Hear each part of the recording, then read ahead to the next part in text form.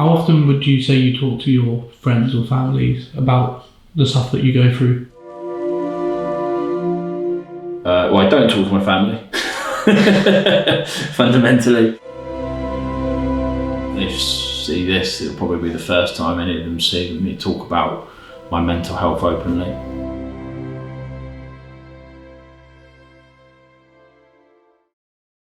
I like looking after people, making sure they're all right, and putting an arm around someone and helping them. I just want the best for people. I think my things that have happened in my life, the way I've been treated in some incidences, I just have sometimes revolted against it, and I've always wanted things to be right. So caring for people and trying to make things right for them means a lot to me. Going back to my childhood, not thinking I was good enough, being hard on myself, and I think the journey that I've been on in life has probably made me realise how much of an effect that unknown childhood depression has had on me as an adult. Constantly wanting to be better, not thinking things are good enough. Even now, as close to time as today, there's things I've done throughout the day that I'm hard on myself for not, in my opinion, thinking they were good enough. But I know that it all comes from that, bullying, if you like, as a kid. Heavily dyslexic. A lot of the time was because of my dyslexia was kind of labelled as stupid. I had various teachers, because being left-handed, that I had a couple of instances with teachers that wouldn't allow me to be left-handed, so I had to do everything right-handed. And just that constant trying to strive to be seen in people's eyes that you were good enough and you could achieve something. And not being particularly academic, didn't help with that. So I suppose really that's potentially where a lot of it starts from, and that that acceptance and being good enough, and now wanting to make people see the best in themselves is probably a big part of that. I mean, if you probably ask anybody that I played rugby with, they probably think I'm a heartless bastard.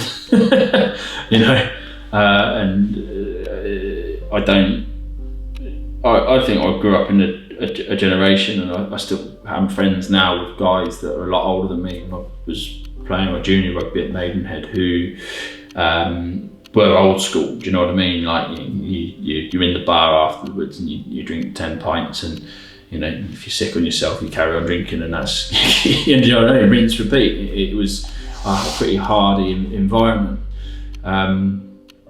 So you don't show your emotions in that world. Playing, I was happy. Training, I was happy. In that environment, I was happy. I loved playing rugby. I just loved being in that environment. And I suppose for me, really, having it taken away from me was then what spiraled the thoughts of,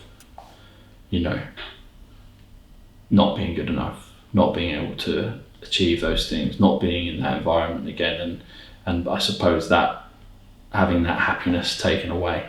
I sat on Wandsworth Bridge, middle of winter. What's the point? I can't play rugby anymore. What's the point? I may as well just chuck myself off and argue with myself about it, and just go round in circles continually about what's the point. I've had a multitude of episodes whereby I wrestled with my own demons of ending it. I play a game when I'm on my bike. I ride a road bike now, and there's a hill not too far from here, and depending on my mood, depends on my top speed that I go down this hill. It sounds completely mental, but it's the sense of freedom I get from riding my bike, but that fearless what if of how fast can I go? What's my limit? And that has become my new, I suppose, release at times, which is to just test my physical limit of how fast can I go until something goes down. And again, go back to being a kid. It was really, really stupid thing, but I was being bullied at school. I didn't particularly like school. I wasn't particularly happy. And I found a load of, it seems so stupid now and it seems ridiculous, but a load of asthma tablets. And I took them all just as a way of ending it because I wasn't happy. And they're asthma tablets, so didn't do fuck all.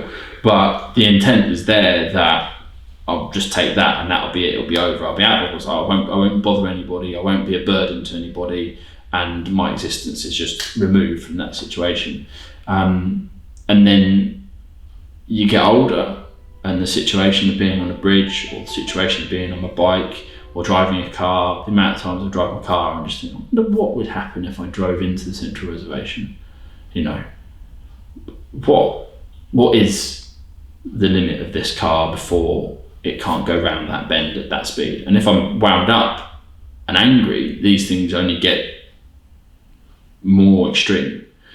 And I then, like I say, wrestle with the emotion of being older and understanding of the knock-on effect of, well, I'll be letting mum and dad down, I'll be letting my brother down, I'll be letting my friends down.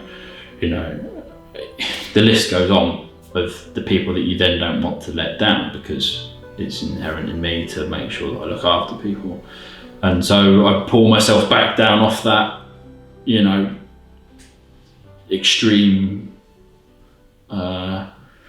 test of wonder if I'll survive this. Good friend of mine, another Maidenhead lad, he instinctively messaged me once, just like, what's going on? And I just text back completely randomly, actually mate, I'm not feeling too great. And we, openly talked about it. This is a number of years ago, and I talked about how I was feeling and how I was upset about rugby and not being able to play again, etc., etc. And he opened up to me and said, well, I'm not actually happy in my job and how my life's turning out, and two different worlds completely. But that friendship has become stronger over the fact that both of us were open with one another.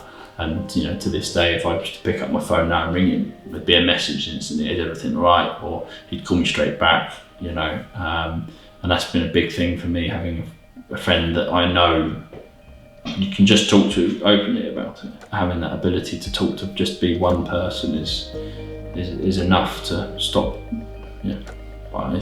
me from doing something stupid many a time. It's important that the stigma of mental health changes fundamentally.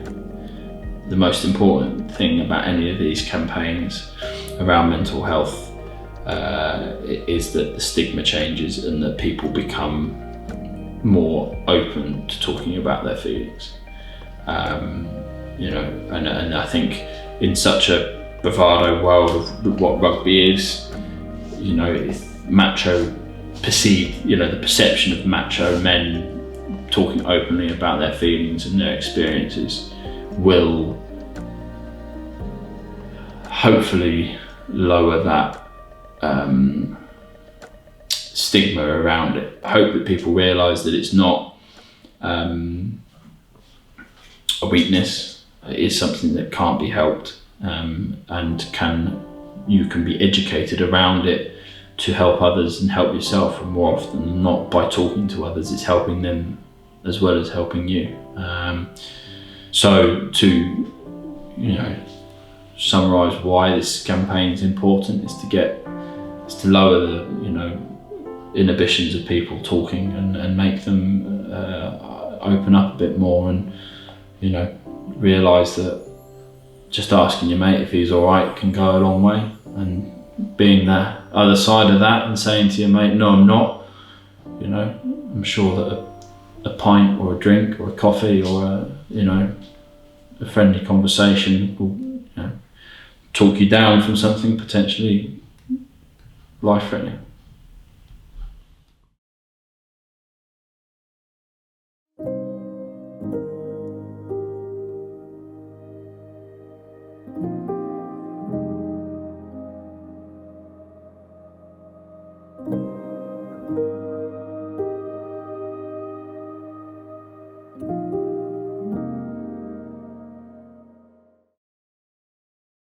With everything being said today, if you feel comfortable, is there anything you'd like to share with the people watching, friends, family?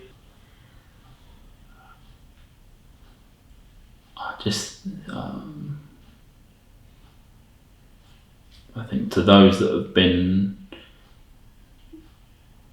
caught up in anything surrounding any of this, that I'm sorry for any fallout that there's been off the back end of it. I'm probably not the easiest person to be around, but it's not intentional, it's just, I suppose this other side of me that probably doesn't want to let people in to what really is going on.